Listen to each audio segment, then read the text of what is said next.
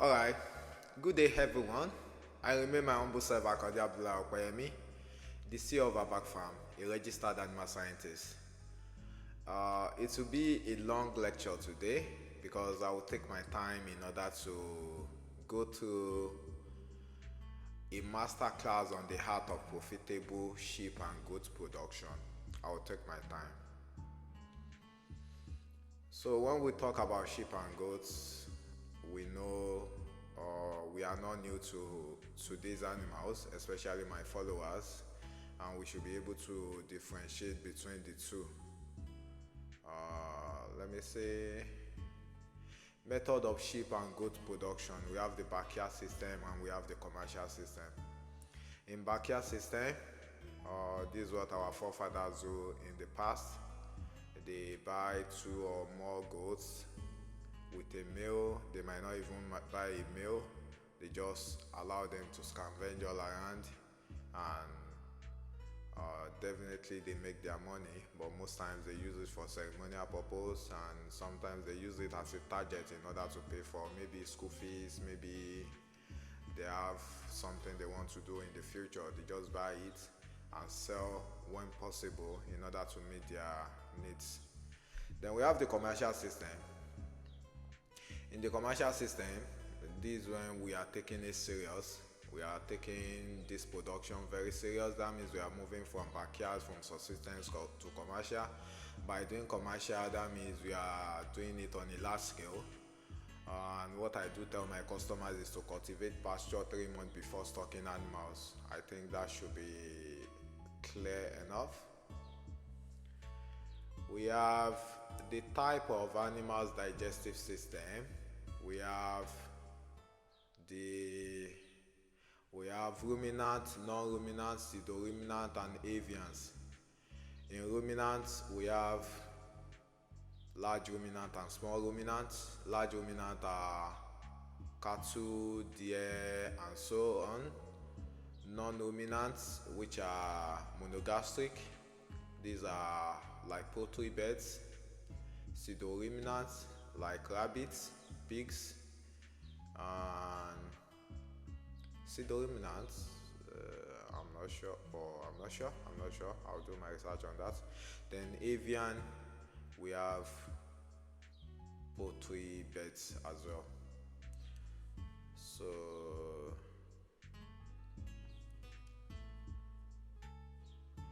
So ruminant have four compartment stomach, including omasum, abomasum, reticulum, and rumen. Non-ruminant have a simple stomach, while pseudo-ruminants have fewer than four compartments. Then avian, this type of digestive system is found in poultry. We have classification of ruminant animals.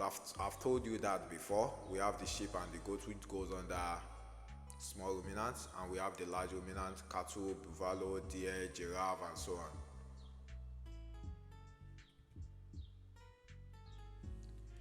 Then let me go to breeds of sheep of goats, breeds of sheep in Nigeria.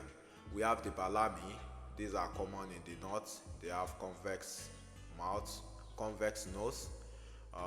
They are predominantly white. They are large animals. They are the largest when it comes to sheep in Nigeria. They have long tails. They attain puberty at very fast compared to Uda, compared to Yankasa, compared to Wad. I'm still going to elaborate on that. We have Uda. These ones, they have like two colors, white and black, white and brown, white and ash. It will be divided into two. This is a major way of distinguishing between Uda and other breeds of sheep in Nigeria.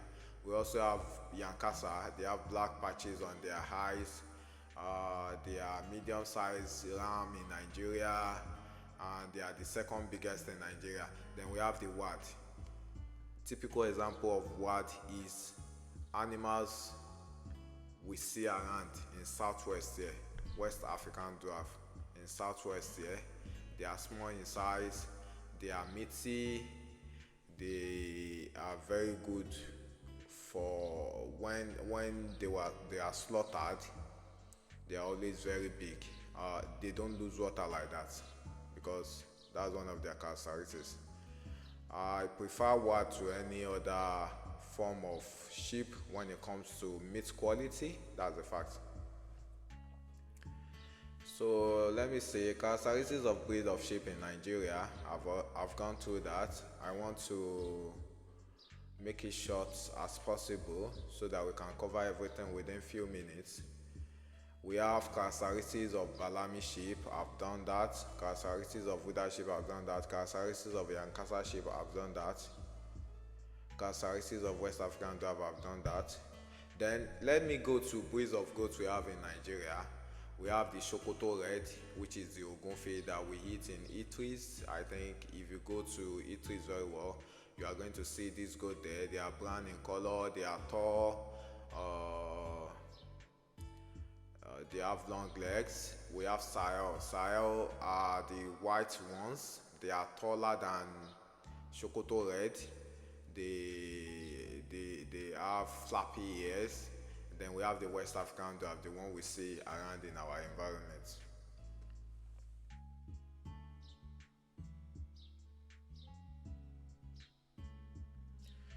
So let me go to type of housing system for sheep and goats. We have the floor system, where you raise your animals on the floor, they move around, they feed, they drink water, they do all these things.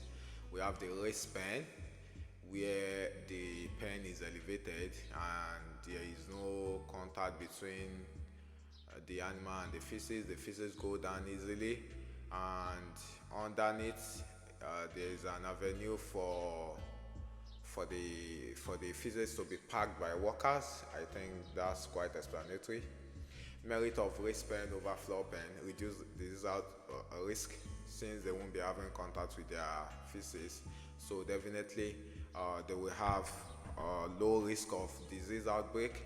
Then easy cleaning, they can go under the shed and they can clean it easily. Worker friendly, because you might not even need to go into the pen in order to clean, so it is worker friendly. No soilage of feed and water, since the water is feed and since the feces and the urine will be going down, so there is no soilage of feed on water. Then disinfection: after completing the pen construction, follow the essential step. Wash the pen thoroughly, that's the first thing. Disinfect the pen using a suitable disinfectant, then allow the pen to rest for 7 to 14 days. This is very important, to be sincere. We have to do this. We have quarantining. One major step we need to take into consideration is that we have to quarantine these animals when they are being brought in. If you have old animals before, you just have to quarantine the new ones before you put them into the old ones, before you incorporate them with the old ones. So during quarantine, you watch out for disease, you watch out for change in feed, change in feces, change in urine, coloration. Then you treat appropriately. Then quarantine should last for a minimum of 14 days, and it can be longer than that. What are the 3 key factors for success in sheep and goat farming? Health, nutrition, breed. Their health is very important. If you take their health very serious, you'll be smiling to the bank. Nutrition: give them feed that meets their nutritional requirements. Then breed: select high quality breed with good genetic makeup. Some management practices in sheep and goat farming: we have feeding, medication, hoof trimming, ear tagging, castration, provision of clean and neat water, then cleaning. These are very important.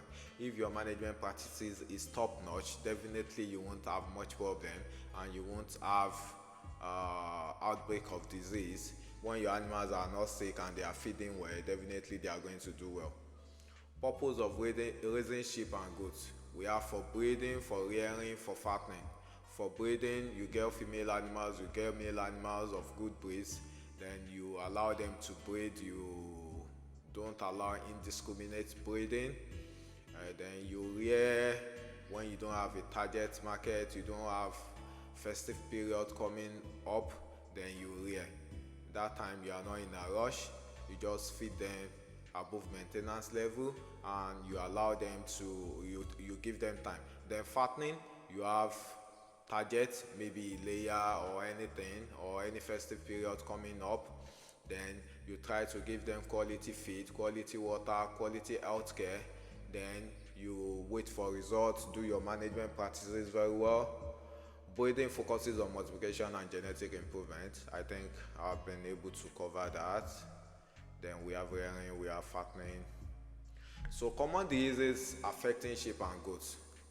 We have diarrhea, we have pneumonia, we have mastitis, we have bottle jowl, we have pregnancy toxemia, we have PPR. PPR is a very deadly disease, and I do tell people it is better you vaccinate your animals at least every January, then you are safe. Diarrhea is very common when they change environments, when they change feed. We have to be very careful. You have to give them feed that they are taking from where they are coming from. Then you give them the new one gradually. You don't just introduce it all of a sudden. Pneumonia is very common during cold, during rainy season, especially this time around. So you have to have your tylosin around. Mastitis affects female animals. It affects their udder, which is their breast. Bottle jowl, that one has to do with accumulation of worms in their body. Pregnancy toxemia, when these animals are carrying more than 2 fetuses, pregnancy toxemia sets in, especially if you don't give them the right, if you don't meet their nutritional requirements, that will be a problem. Then PPR, I've already talked about that. It is very important we take note of all these things. Okay, what are the symptoms of PPR? I have to treat that because it's a very deadly disease. We have swollen hair, mucus discharge from the nose, infectious diarrhea, animals will go off feed, animals become weak, and a few days of not treating, most times they go off feed. That's a fact. So the best thing is to give them solid pap, or you allow them to roam about the farm, picking grasses, picking one or two things, because if you start treating them without feeding their stomach, definitely they are going to go worse and you are going to lose them. Then we have the exotic breeds of goats. I think when I made my last video, I talked about that. We have the Kalahari, we have the Boer, we have the Savannah. These animals are very expensive, and if we can't afford it, it is better we go for the hybrid. A lot of people ask me about these animals, and what I tell them first, I'm not being arrogant or trying to look down on people, but when you do your research, come back for them. So that when we give you price, we won't be saying they are too expensive and all this stuff. So hybrids of exotic breeds of goats, we have the Boerwood, we have the Kalashokoto, we have the Kalawad. So if you can't go for all these pure breeds, you can go for their crossbreeds, which are Boerwood, Kalashokoto, Kalawad, as the case may be. So now, estrus synchronization, I do talk about this while I was in Nigeria. I do emphasize on it, I do sensitize people on it. Manipulation of estrus cycle, you can have all these animals pregnant at the same time, do your weaning at the same time, do your management practices at the same time.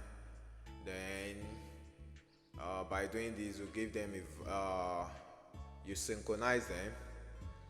So milking at the same time, weaning at the same time, carry out all management practices at the same time. I think I've covered all that. Then when we talk about marketing of all these animals, it is better you create an awareness online. A lot of people that will patronize you are not your friends, are not your family. That's the fact. They will tell you your animals are too expensive. They will tell you your animals, they can get it cheaper elsewhere. So it is better you save yourself the stress. Do your marketing, go online, publish your work, let people come into your DM, allow leads that can lead to potential that can lead to transactions. Be professional in your dealings. Don't talk to people anyhow. Don't post anyhow. Protect your brand and all this stuff. Online advertisement, sharing is very common in Lagos, and it is becoming common in Ibadan as well, all over the southwest, all over the world now. Word of mouth. Tell your friends, tell your family, even if they don't patronize you, that doesn't mean. Just do your homework.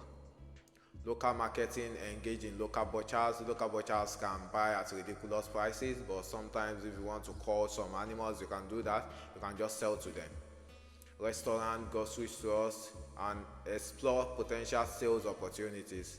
I think this is very important as well.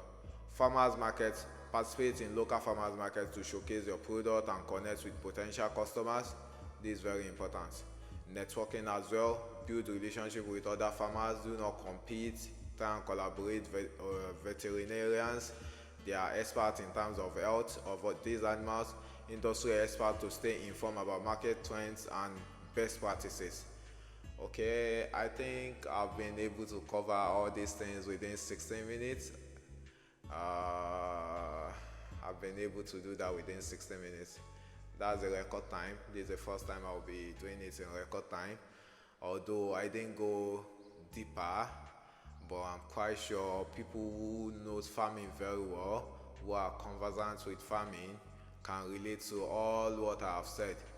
And if you are new, I can share you a link where you see the full video where myself and Toyib Aziz, that's Gidi Farmer, where we had a collaboration and sensitized a lot of people on masters on the art of profitable sheep and goats production. So we can always go back to the link, try and watch, try and listen, try and assimilate and understand everything. The future of Nigeria, Africa, and the world is on agribusiness. No doubt about that. Thank you very much. God bless. This is Abak Farm. Thank you. God bless.